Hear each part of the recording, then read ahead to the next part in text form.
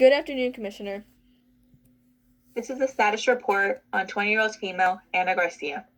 She was an undergrad college student and worked part-time in the Gentry Life Science lab.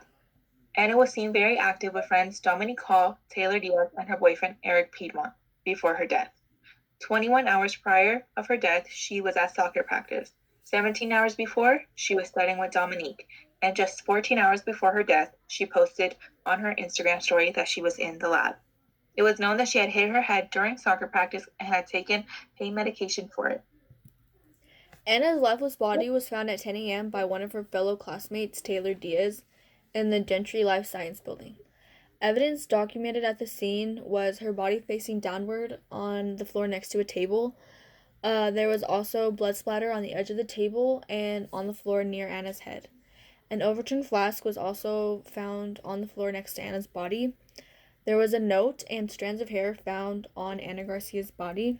There was also a smartphone found on the table, and there were adult blowflies with eggs documented at the scene. At the beginning of this investigation, we had a handful of people of interest. But after a polygraph test, we determined two main people. Those two main people of interest are Eric Piedmont, Anna's boyfriend, and Dominique Hall. We established this because they were the only two who seemed to have lied on their polygraph test. When we went through Anna's social media platforms, we established that prior to her death, she was with her friends Eric Piedmont, Dominique Hall, and Taylor Diaz.